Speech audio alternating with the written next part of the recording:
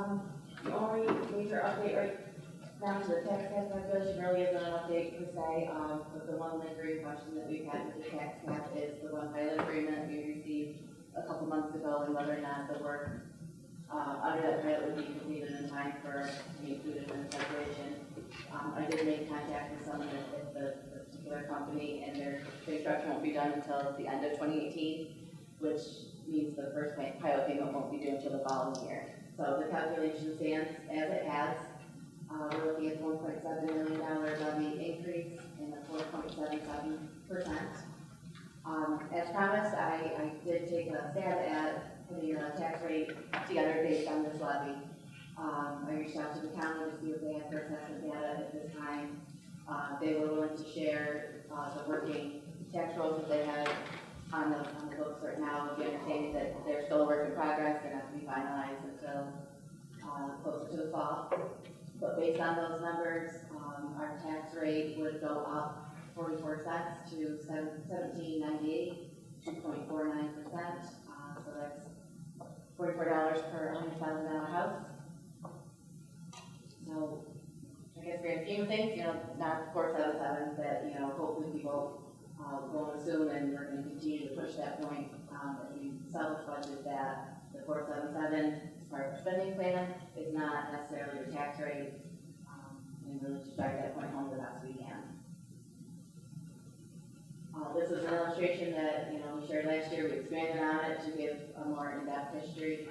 A lot of numbers here, peruse at your leisure, but basically showing our levy growth versus tax rate, and our trend has always been, with the exception of 1 year, that our tax rate has not been the same percentage as the levy increase. The one anomaly year back in 15-16 was related to the asphalt production that kind of took a nosedive that particular year, drove down assessment, so we didn't have that growth that we typically had that 1 year. But back to 2003, we've had assessment growth, which is kept our tax rate lower than our levy increase. And just looking back historically, I think the highest one in here is 1940, and we're projecting still under $18 with the levy that we're proposing to go out with. So I think it's good news. I think that's something that the public will appreciate hearing, that we're still managing to keep our tax rate under that $18 mark as best we can. Recap all the presentations you've heard to date. And this is where we left the budget when we last met, with a $6.4 million gap. So we did get an approved state budget. Total foundation aid increase in this budget is $619 million. School aid increase in its entirety, $859 million. Good news in this final budget that it rejected the governor's proposal to put the cap on the expense-driven aids, so they'll continue to flow as they have. They did include a new requirement that we'll have to report on some capacity. We don't know if they'll take that, but our budget allocations per building. They have it phased in where some schools will have to report in 18-19, our district won't have to do the 2019 funding. So that'll give us time to see how it rolls out, what the form looks like, the struggles that people have with filling it out, and the feedback from the state. If when you submit this report, based on the criteria that the state has for this funding allocation for building, if they find that you're not in compliance, it doesn't have an impact on aid. So keep a close eye on that. So our impact in the budget that was finalized, we got an additional $63,000 over what the governor had proposed back in January. Not quite what we were hoping for.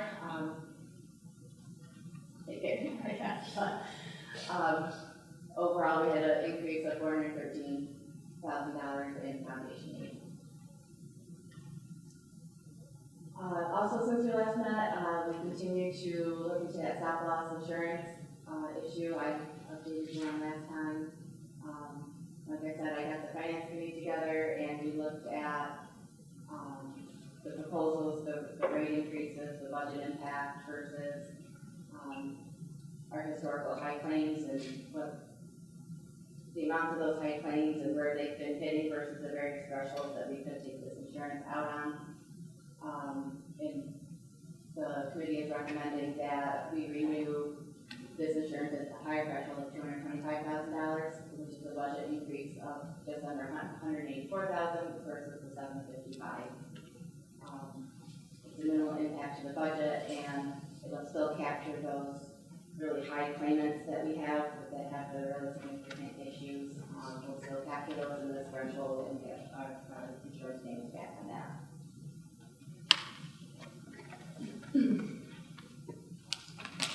So this is a summary of all the considerations you've seen to date. I will circle back later on in the presentation. I know there's board members have requested opportunities to discuss some of these, and we'll come back at the end to get your feedback. So here's everything that we've heard about so far. We've got stipends that were presented so far. So the administrative council got together again and reviewed all the considerations, and again picked up the ones that we felt would be most beneficial if we're able to do anything with the budget constraints that we have. So the items in green are the ones that if we can do or the ones we would like to do. They are in priority order, so depending on the discussion we have tonight, the intermediate school reading teacher would be the first one to go in if the board is in agreement. Building maintenance would be at 2, bus attendant 3, followed by 4 and 5 for the technology items. The items in yellow are 3 that we feel we can do with our current budget without adding any additional money. The frontline coaster, we can work with our BOCES budget as it is for $13,000, and I'll work with in this budget for the additional $5,000 to get the full-time athletic trainer that we need for the safety purposes.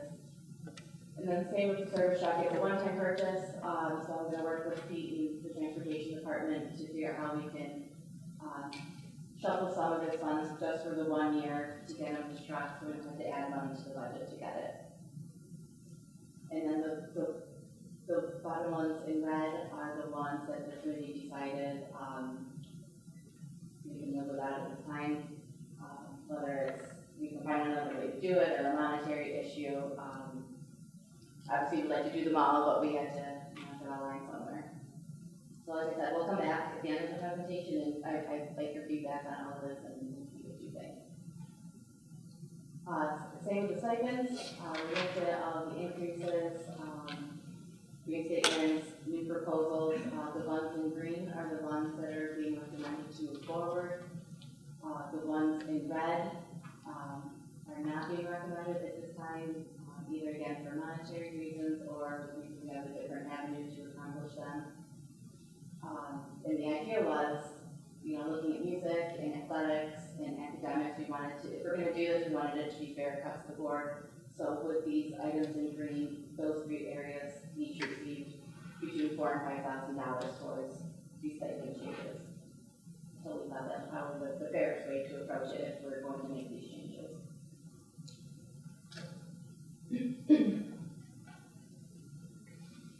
So this scenario assumes the items in green are in the budget. So looking on the revenue side to start, I mentioned earlier when we first started this budget process that our revenue for both the room rental and the H reimbursement was not included because those figures were kind of up in the air. We since discussed, and we're going to do our very best to continue to accommodate both these in the rooms that they're renting at the time, so we put that revenue back in.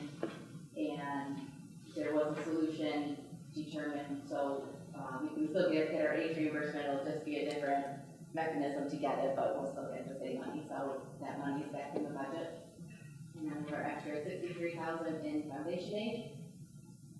And based on the conversation we had last time, I did put in the levy increase on the revenue side. So that brings us up to 74.2 on the revenue side.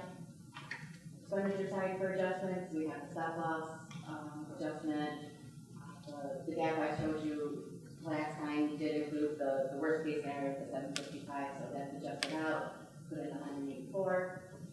And then, like I said, assuming for scenario's sake, that we do the items in green for the considerations and the stipends. Those are the adjustments for the ones that are removed. So with all those adjustments made, that brings us our gap down to 3.1.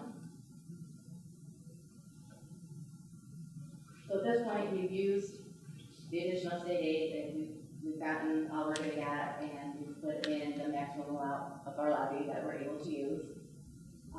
So the conversation we'll need to have with you tonight is, how we want to handle the budget reductions and what your goal is as far as the use of fund balance and reserves. If we continue to keep fund balance and reserves at the same level as the 2.8, that leaves about $150,000 gap still to be filled, assuming all those things are added to the budget. So we just need to talk and see, if you agree with those, if you, feel differently, or if you have a different goal you'd like to see for the fund balance this year.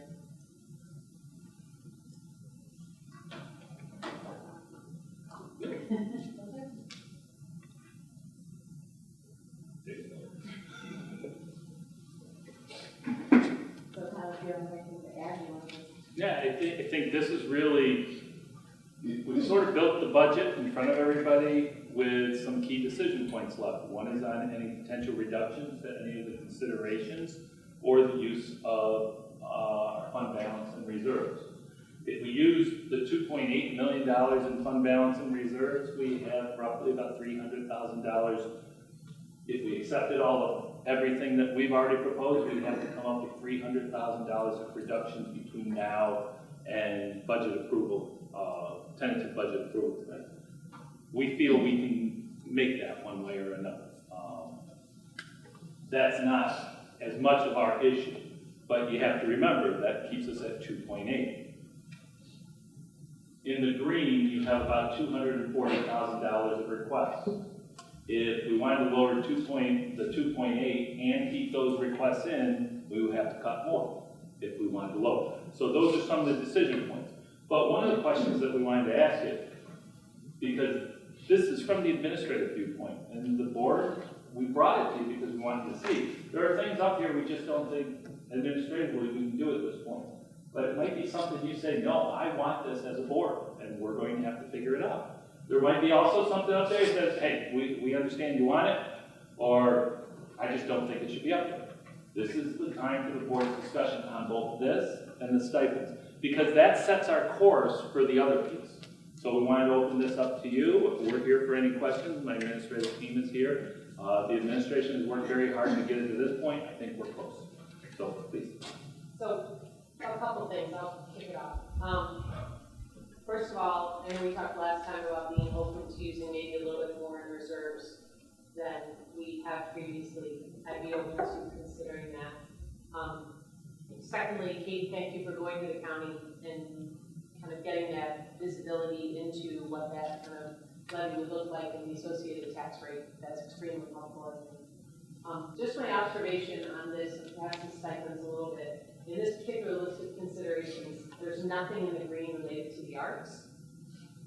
So I know one of the things, for example, we heard about last time was the $60,000 for loaner instruments, but there was perhaps another way to lease as opposed to buy those over time. But I also see on the stipend side of it, there are stipends on the art side. Yeah, we were trying to balance it out between the two. So I think we have to determine kind of what's most important perhaps within that area, and could we approach it differently? And if we can't do it this year, that we don't lose sight of it for the future, because I think that was to benefit students that perhaps couldn't afford participation in the program. And I think, Pam, you brought up a very interesting point, especially when you're talking about the loaner instruments, because I actually, Colin's back here, went over because we started music curriculum work today, and I told them a little about what they would be seeing. And I mentioned the loaner instrument, that what we have to do is if we're bringing some and replacing some, we may not dispose of them. We may have to start developing our own, but it's something we want to start considering moving forward. So I agree with you there. And that's what we try to look at it, just like, the 13 iPads for elementary art. Well, we've got the technology replacement. Could we possibly do some trade-offs there? Sort of like the middle school laser engraver, which is on the art side. So I think we're trying to do the balance. It's like with the cafeteria tables. We are purchasing a set of cafeteria. This would be for a second set. But we also have the capital project that we might be able to work around too. So we're trying to balance the needs versus a little delay to get ultimately where we want. But I think it's important. We took the most conservative estimate on the tax rate. In other words, if they have the assessments, we went with the lower assessment instead of the higher assessment. Because things are going to change so rapidly between now and August when they finalize everything and all the new items that come from our building departments and so forth. At that point, we'll take the accurate. But if I know, like as Katie's done, the conservative, the way the trends are here, that most likely our estimate is the highest it would be for this potential spending plan. And the final thing, if I understood you correctly, those things in the yellow, at least the coaster and the additional trainer, you would find another way within the Yes. existing funds to make All three, it. in yellow. Yeah. So basically, you can make happen the green and the yellow with the given. The yellow would be the existing funds, the green would be new money. But it's in the The numbers 3.1 gas. We might have to take a couple twists and turns with other things we may have wanted to make sure for 1 year we can do that and then get back on track.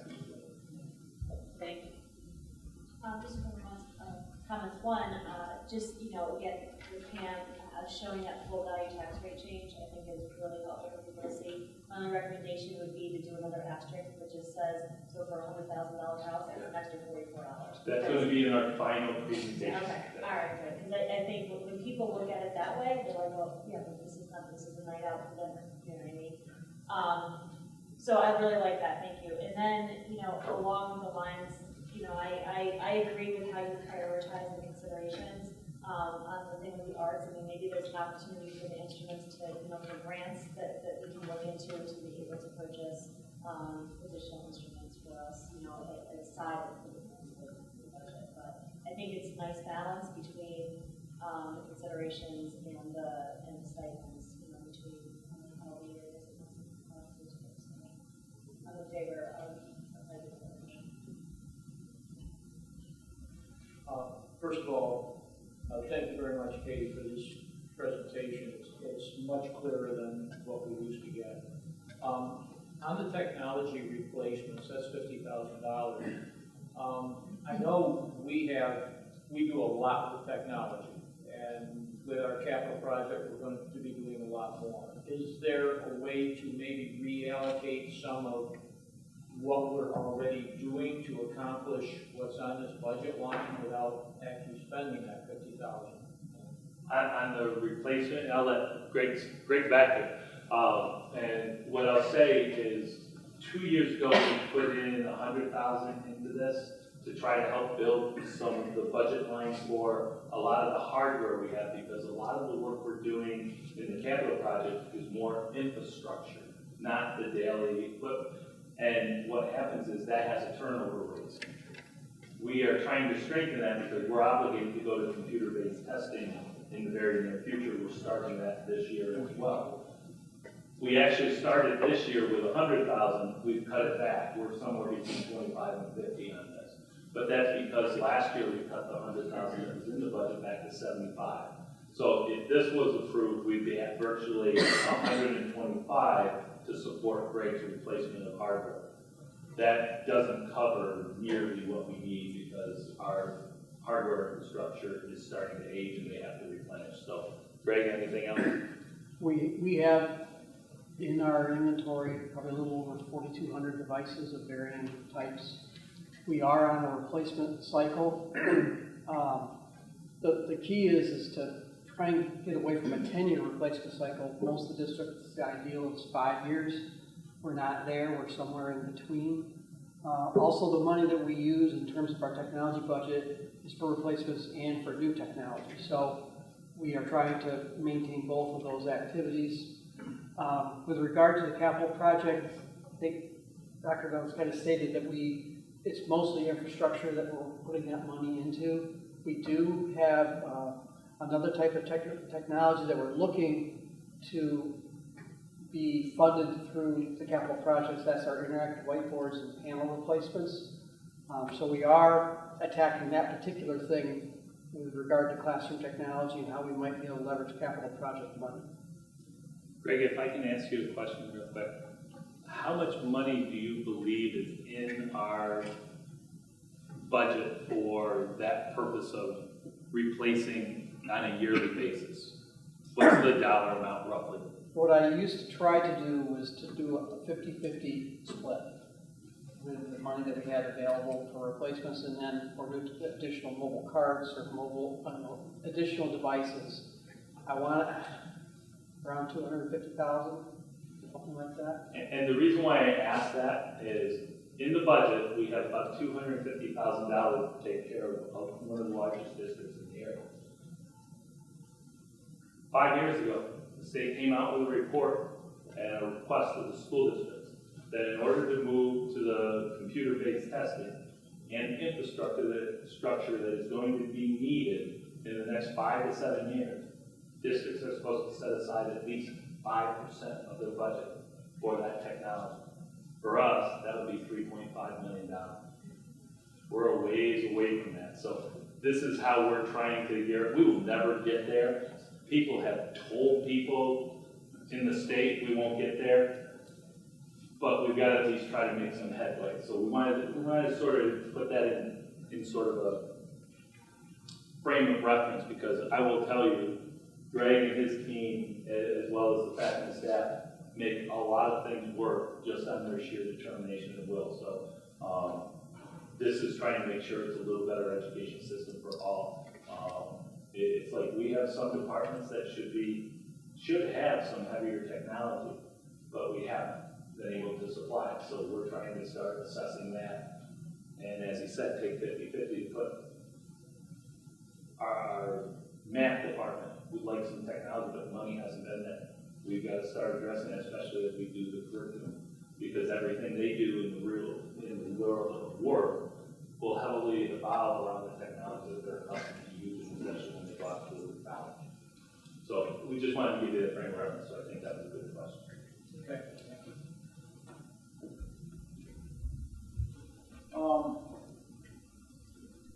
Could you review the rental option on the loaner instruments? Sony? Not, Tom probably was about to say.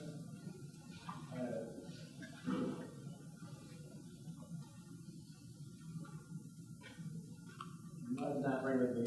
I can tell you that it was a 3-year cycle, amounting 3 to 5, thank you, amounting to somewhere between $4,000 to $8,000, depending upon the cycle to which we went into. I don't know the number of instruments off the top of my head that we would get, or distribution of price. It would be about 50 instruments.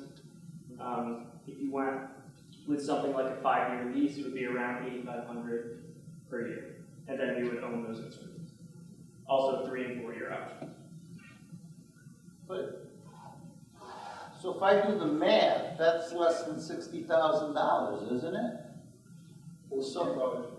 So we could rent and own them for less than purchasing them outright? Is that what I'm hearing? Yeah, that was how the 60,000 is based on one quote we got from one vendor for the same number of instruments, and then a separate company came forward with this lease idea, this program that we realized that they offer, and came back with different numbers. Can I ask you a question on that second company that came back? And say the number is 8,500. Are they giving us 50 to 60 instruments for the 8,500, or is it over the 5 years that $8,500 a year starts like 10 instruments this year, 10 instruments? Get them all at once, right up front. Seems like it would be something to consider. Good question. Well, we did look at that option. The third option was we did want to possibly make just increases to the music equipment line of a couple thousand. We probably had the pleasure of increasing that line slightly last year to slowly purchase more to get them on the replacement cycle.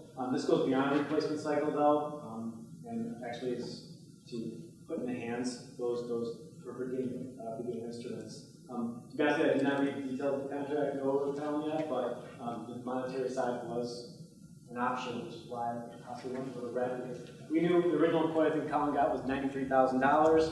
As the Colin go back, find a better number, he came back with the 60, and then shortly afterwards he came back with this loaner opportunity, and we had other discussions about how to also use boosters and other opportunities to increase our numbers there. Seems like a loaner option addresses Ms. Strollo's concern for way less money. Second question, if you go to the stipend consideration, Charles? Oh, we're not there yet, Lauren. But we can. We can. I thought No, we just haven't got to it yet, that's why. that you presented this, right? Okay. So my question is, in the right-hand column, the increases, aren't a lot of those proposed increases in the current contract you're negotiating? So why would it be singled out? Because of the contract. The contract says I have to go through the committee for those that are in there, correct, Heather? We have a stipends committee that does that. Right, and usually our stipends are based on the number of hours that. Right, it's right in the contract, it lays out how they're. Right, and when you go through the stipend committee, you're asking for the number of hours that you work to be increased, so that your percentage is higher because you're doing more than you did before.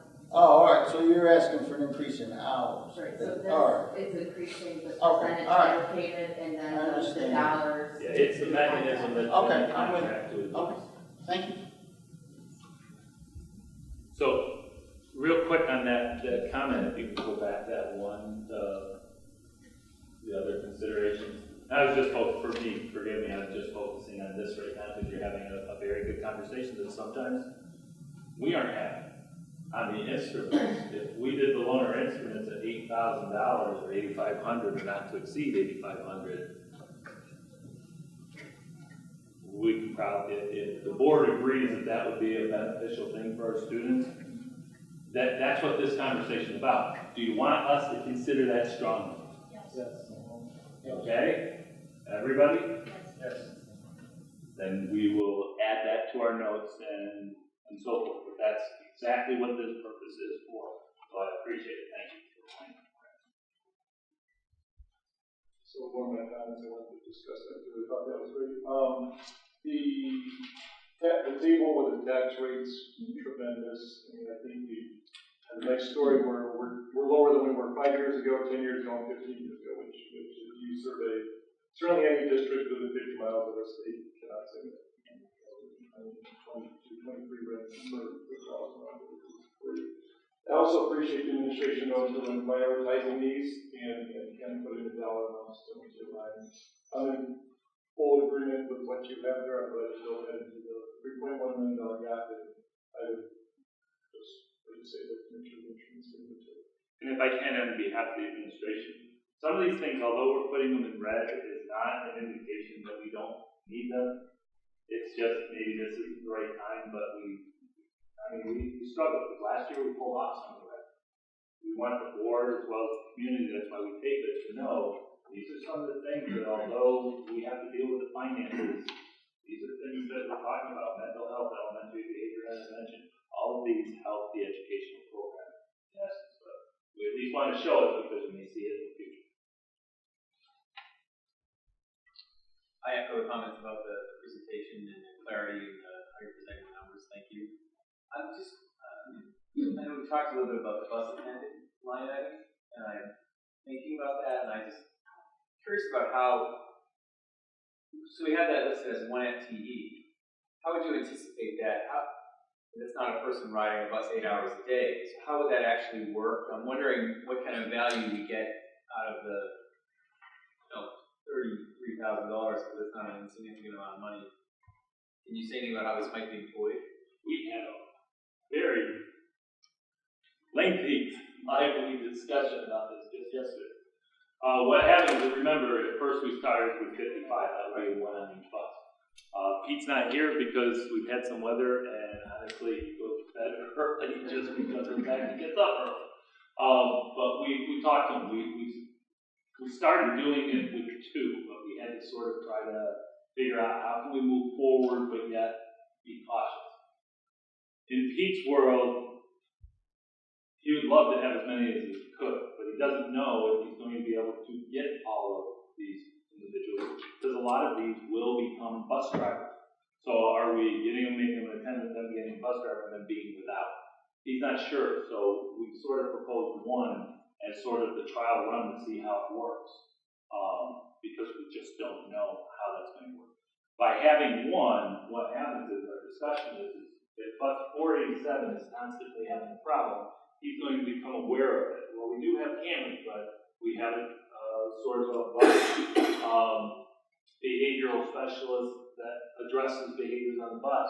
But if it becomes an issue, Pete may have to put somebody on the bus or raise it to the principal's level. Right now, we currently don't have somebody with that. So this sort of gives him the tool to see how it works. That's the best I can say. But I mean, I'm just trying to, would it be multiple people that equivalate to Is it one person? It's past my bedtime. It's Maybe multiple people that. It's one person. But the buses are only running in the morning. I mean, so what are they Morning, doing yeah. for 6 hours the buses are running? Well, that's what our bus drivers do. That's their rate of pay for a 4-hour a day. Okay, so this is, so when I see one FTE there, I mean, so 4 hours work. And then that.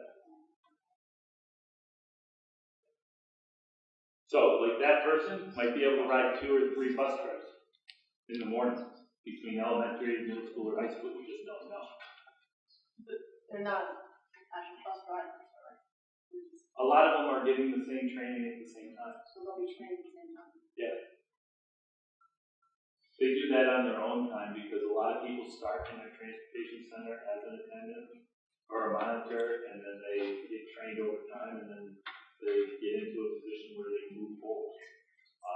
Like I said, it takes a very special person to do that. Sometimes people want to sort of test the water and say, no, that's not for me. But this would, we just know from experience, most of them go to be a bus driver. That's what we mean. Are we creating a self-fulfilling prophecy? We get somebody in, and then 2 months later, they're a bus driver. Because remember, bus drivers are going to make more money. They're coming in at an entry level.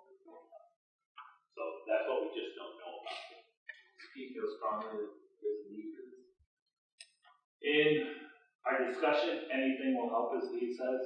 He would have placed this as last priority. We had people fighting over last priority among the whole administration. I said I've never had people fighting over the last priority. But it's because they're also symbolizing that they understand the financial constraints of the district and all schools. So I commend them for that, and I commend the administrative team. The administrative team said, no, that's third. Because they'd at least rather have something than not have anything to try. Is there a sense that we're having significant disciplinary issues on buses that this would help to address? I would say we always have discipline issues on our buses. Some are more than others. Where's Patrick? Liz, do you have problems on your buses? Yes. Right? Do they come sporadically, or are they all the time? They don't want to answer that because they're going to say all the time. Right? I mean, there's always things you're navigating with students. Yeah. I mean, there could be a situation on one bus that might take a few days to resolve, and you might need someone on a certain bus for a few days. There might be, beginning of the year, some new kindergartners that might just need that extra little support because they've never been on a bus before. So, I mean, there's so many different circumstances that you're looking at, and the flexibility of having that person go to the bus if needed at the time is what would be helpful. And just like, it's not just general students, our special education department has buses that have some difficulties too, and at times they may even have assistants on those buses, which you would say, hey, great, at least they've got somebody. But they have to attend maybe to one student, and there's still 5 others. So sometimes it might have to be used for that. I think what happens is this gives us a good option, and remember how we floated some things in the past? Katie doesn't want to float things, I don't either, but if we have to, we can work around it with our budget if we had to because of our reserves and our fund balance.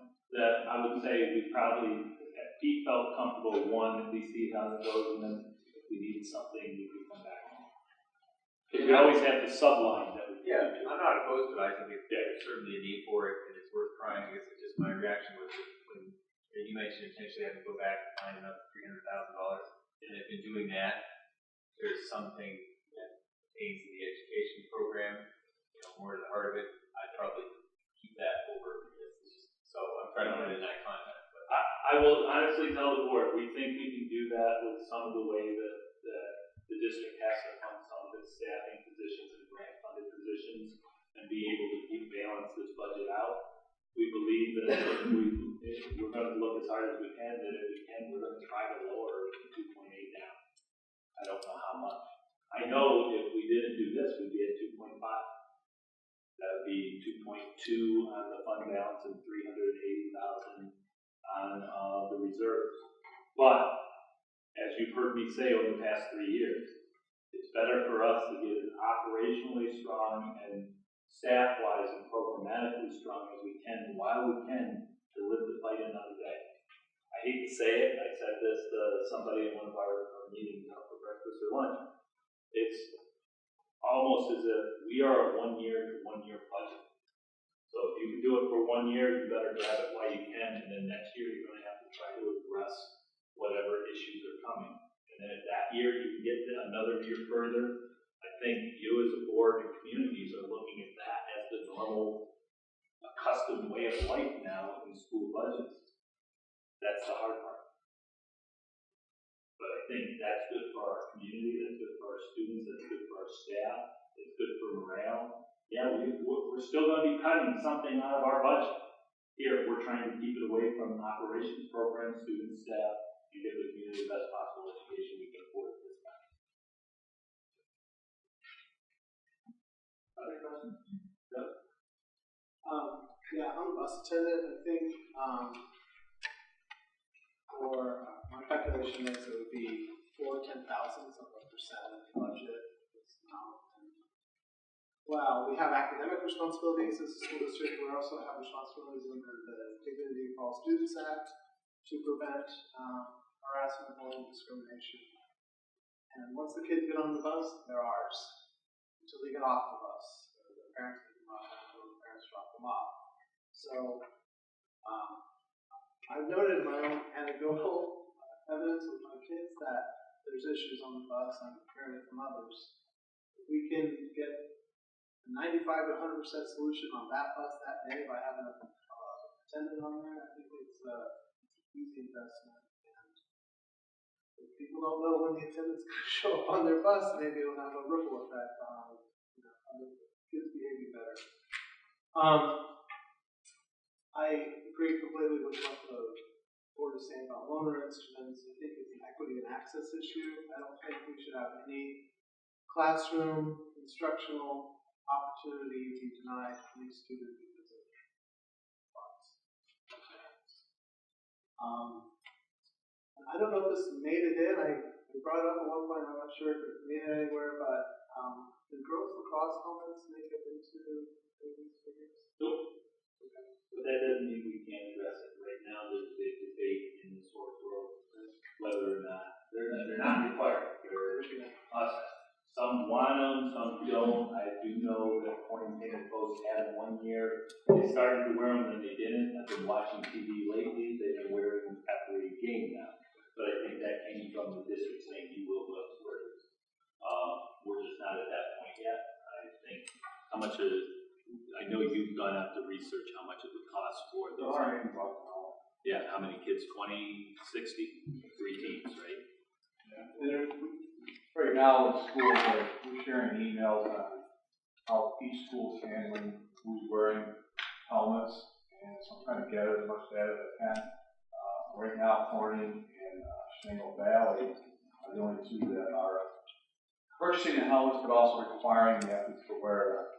Not giving them the opportunity. Where you also have that who purchases a helmet, but also athletes they don't have to wear them. It's not necessary. So there's different things going on out there right now. I think maybe in a year or two, it's probably not mandatory, but as of right now, it's not. I have one question. When we purchase the helmet, they're only good for roughly 3 years, and they can't be recertified. They can be recertified. There is a recertification price, but when you look at the dollar amount, I don't know that exactly, but from what they're telling me, you won't put out $5. So that would be roughly, we did the quick, just at 20 per kid for 3 teams, it's about a $10,000 investment. Safety's always good. I have to say my personal feeling, I would rather have equipment on the kids and let the females and boys play under the same rule. That's just the philosophical, I'll get killed by those jurists. But I just believe I've seen too many things in that section of sports with facial injuries. But the helmet doesn't stop the facial injury. That's the hard part. So that would be something I think as we get more guidance from the state. If the state's going to mandate it, mandate it. We mandate everything else. I don't know why they haven't done this. But there's no right way or wrong way. But if we bought them, I would say we mandate it once we want. That's the big. I mean, why would we buy them and be that it's an option? Other people on that thoughts? So. I would be in favor of it. 3 years out of them, and 3,000 once a year. Once you start turning over. It might be something we look at our uniform cycle for the next year because it's already too late for this year. So we can. I think we're gonna need to. Was there any feedback or push from parents on supplying helmets? Just questioning, concerning, and I think he's trying to see it more in the travel league now. Some have purchased their own, but they are asking where we're at with the helmets, and currently right now, not mandatory, so currently we don't have any, so. Do we have any girls in the team that are just wearing their own? Not currently, no. Are there any on JV? There are. I have a daughter on the JV team, and I can just add, there are parents who are ordering helmets, or have recently as we speak, because there was being done. There was an email that went around, not through the district, but I mean to own on their own. So No, that's my next question is, I don't know the legal implication of them wearing their own gear on the field for us if we don't use them.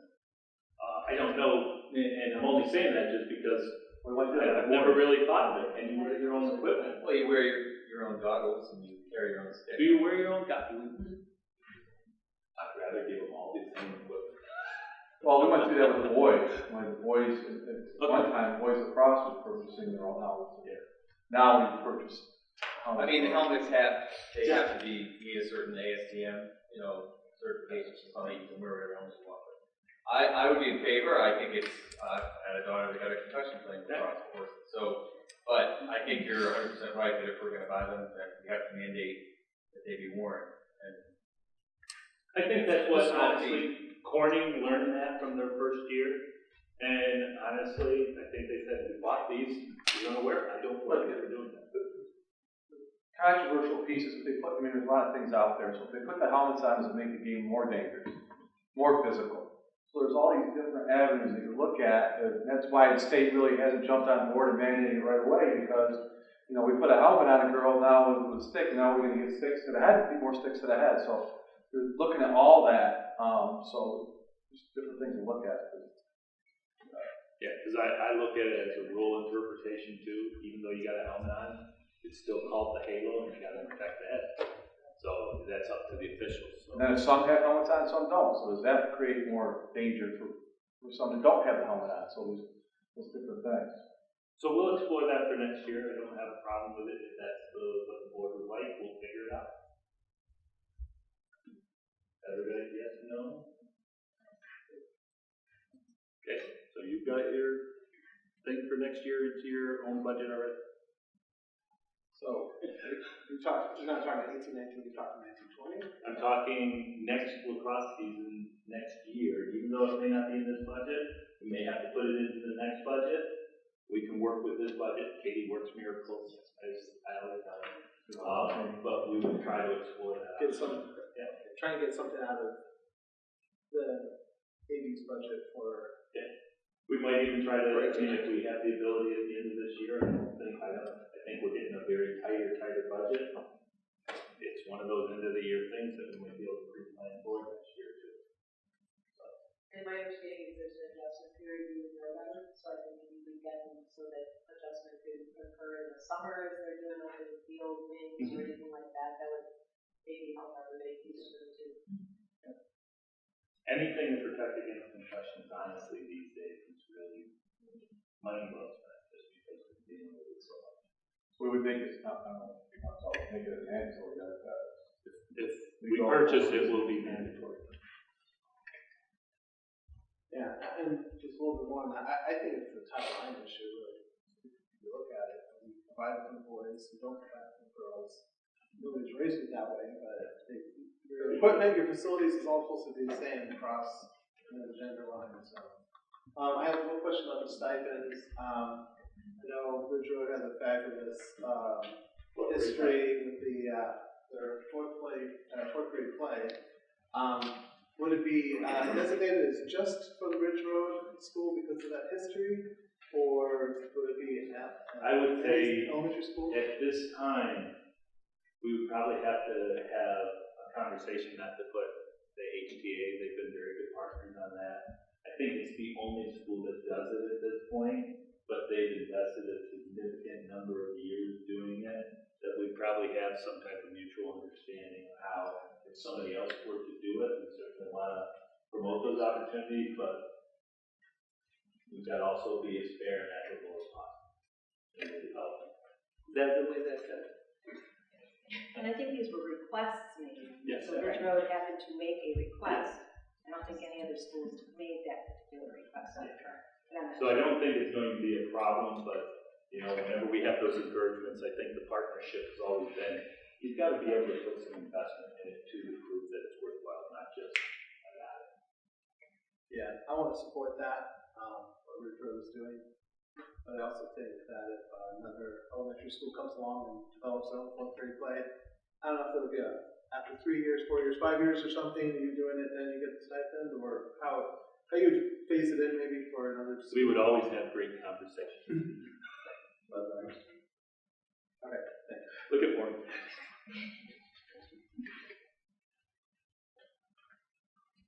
Other things as we move towards stipends, I mean, look at, we have one, I'll go down. The assistant junior varsity boys and girls lacrosse coach, we basically, you have to understand, between those four, that's about $25,000, just those four. The total is about 36 for everything.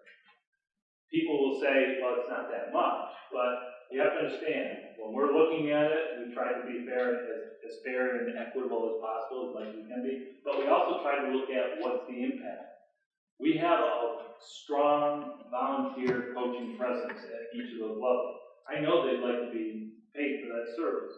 However, it's just like the one varsity track coach that we put up. There was some reasoning behind that. We have a track program that's a huge track program, but it's a combined girls and boys program.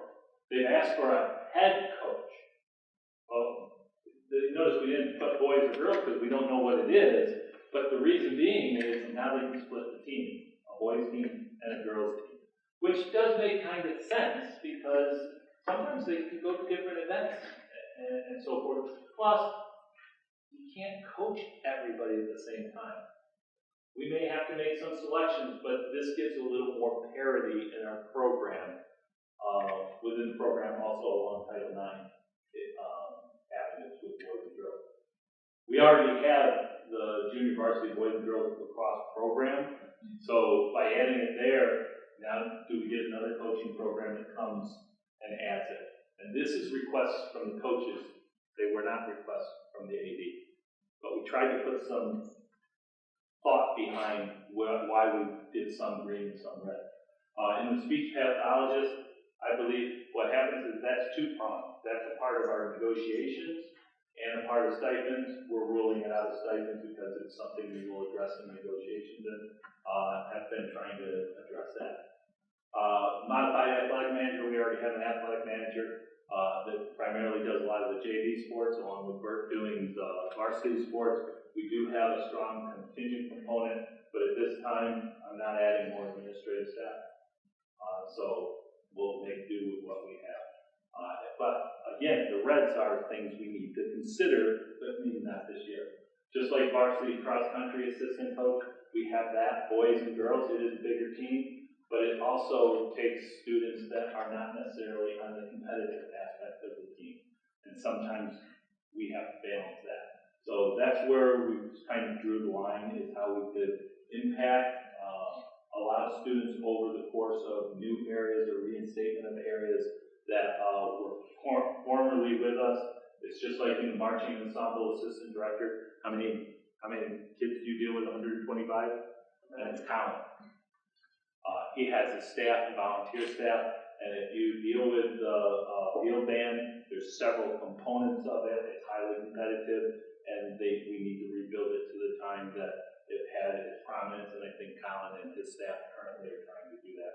But this way, when they're away, Colin has somebody else to help him if anything goes wrong. So there's not just one person.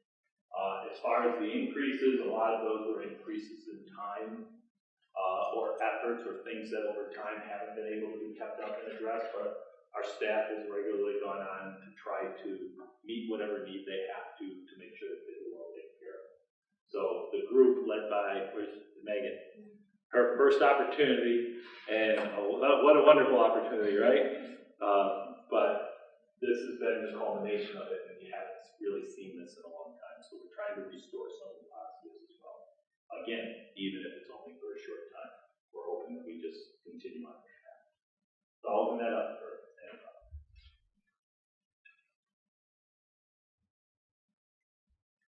I do think, as you mentioned earlier, that you've obviously tried to balance athletics, arts, academics, which I think is positive.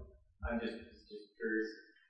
I noticed you referenced the junior class co-advisor specifically. Is there something about the junior? Historically, that one is not grown with the needs of the class. What is it about the? One is, I believe, Katie's done her review as well as Megan, as well as the advisors. They do a significant amount in that class. We are probably going to be having some future conversations about the makeup and potential rotation of those classes over time. That right now, currently, our advisors stay static with a grade and they don't move with the kids.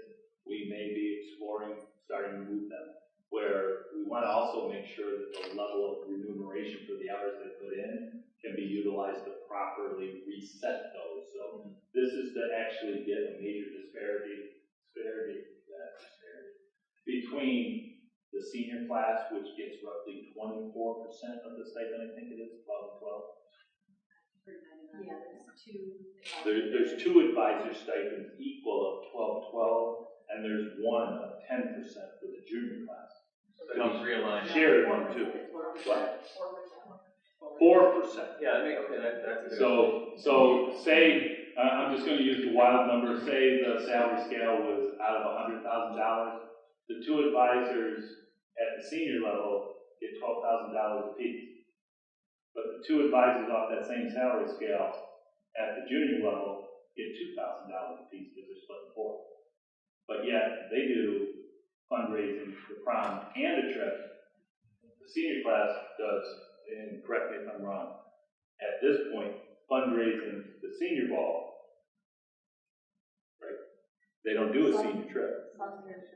Yeah. We need to revisit all of that to make sure that the amount that's going to that is for, just like we increase time when there's time, we may have to decrease, but I think we can look at all of that and try to build a better mousetrap, so to say, from freshman to graduation. Yeah, I think that's good that you're looking at it, trying to align. But we do want to align it. Yeah, okay, thank you.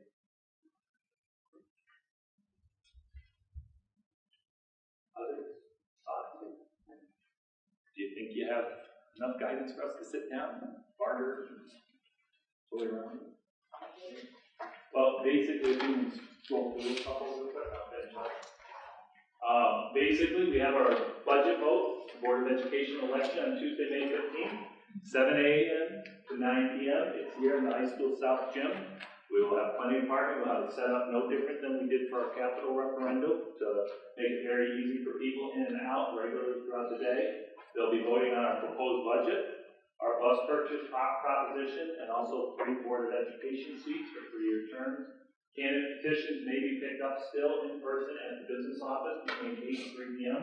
They are due back no later than 5 p.m. on April 16th. Currently, we have 1 petition in. We have 3 other petitions out, and our incumbents are running. But that's all I say until the day of the closing, and then I announce everything official at 5:01.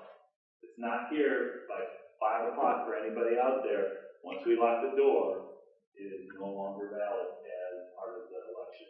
We have to stay very particular. I don't get to do that, but our wonderful person, Terry, does. And she locks that door pretty quick. And then what happens is those people that are in running will, I believe it's 9 o'clock the next morning, will draw lots for the ballot. We start precisely at 9 o'clock. If you are here, you are allowed to draw your own ballot. If you are not here, Terry has a member of the staff in the business office draw the ballot for the person and write their name on it. It's not necessary that you have to be present for it. Other than that,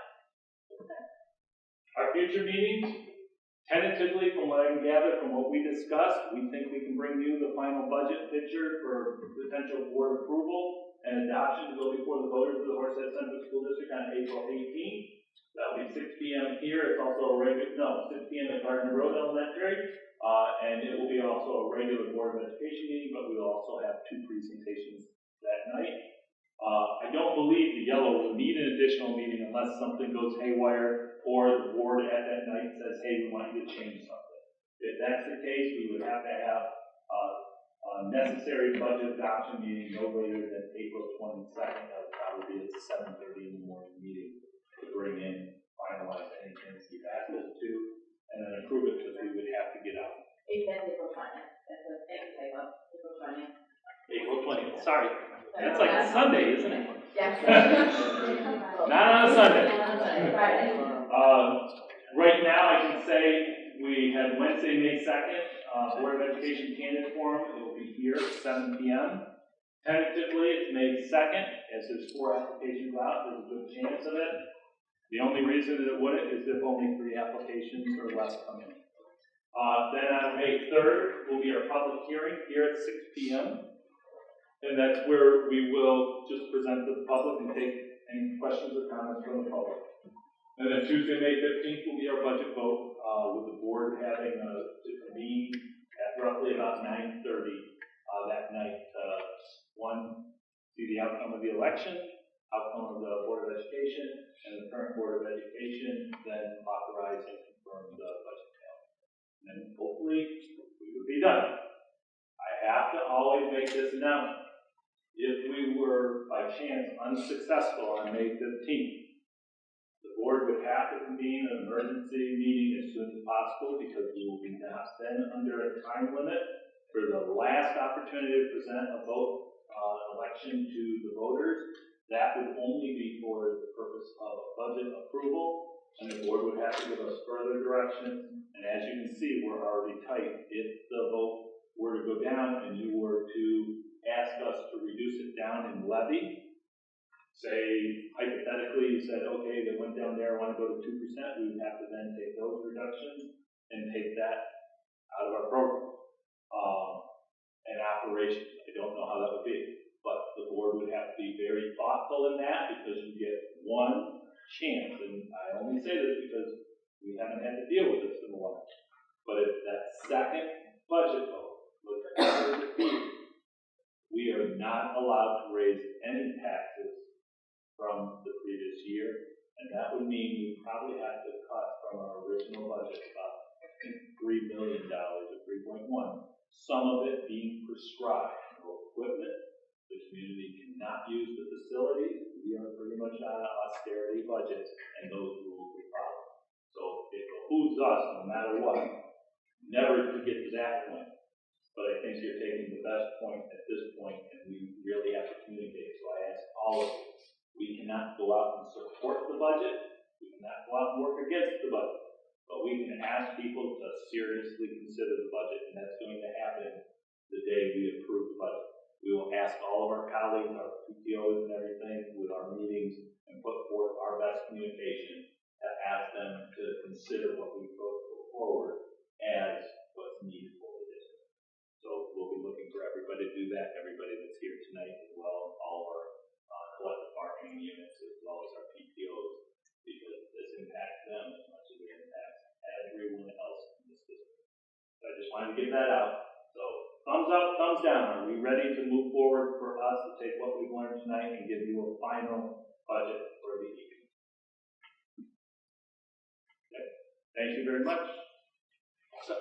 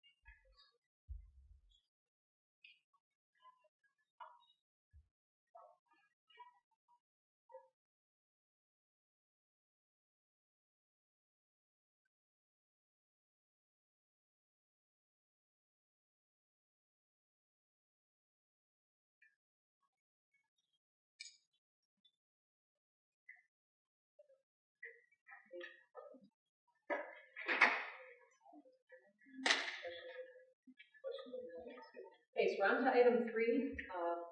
It's time in our agenda where we ask for questions, comments from the audience. We just ask that you state your name and address prior to speaking. So if you have anyone in attendance this evening that would like to speak. Okay, thank you. On to item 4. First, item 4.01 is a vote on project bids 4.02. Need a motion. Any questions or comments?